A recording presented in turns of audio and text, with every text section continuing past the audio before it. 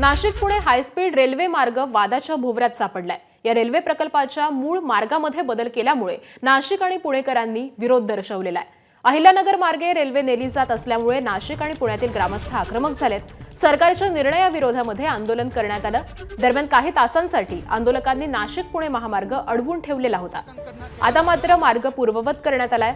रेल्वेसाठी सिन्नरमधील आंदोलकांनी समृद्धी महामार्गावरती रास्ता रोको केला। हायस्पीड मार्गासाठी नेमलेल्या कमिटीनं जनभावना लक्षात घेऊन अहवाल तयार करावा आणि कमिटीला मुदतवाढ देऊ नये असं लेखी आश्वासन सत्यजित तांबेंनी मागितलं।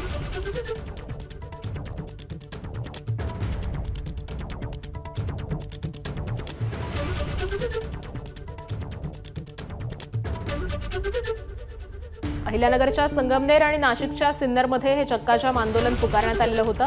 नाशिक पुणे हायस्पीड रेल्वे मार्ग वादाच्या भोवऱ्यामध्ये सापडल्याचं दिसतंय। या रेल्वे प्रकल्पाच्या मूळ मार्गामध्ये बदल करण्यात आलेला आहे आणि हाच बदल केल्यामुळे नाशिककर त्याचबरोबर पुणेकर यांनी या महामार्गाला विरोध दर्शवला।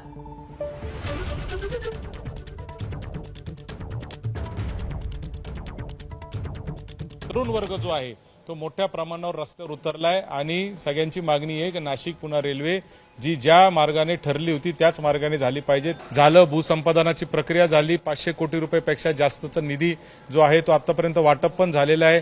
म्हणजे इतका प्रोजेक्ट पुढे गेलेला असताना अचानक जीएमआरटीचं कारण सांगून तो कुठेतरी वळवण्याचा जो घाट काही लोकांनी घातलेला आहे त्याला विरोध म्हणून ही सगळी तरुणाई जी आहे ती रस्त्यावर उतरलेली आहे।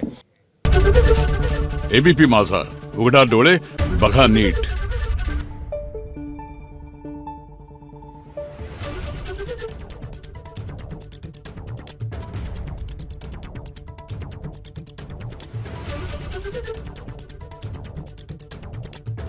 Thank you.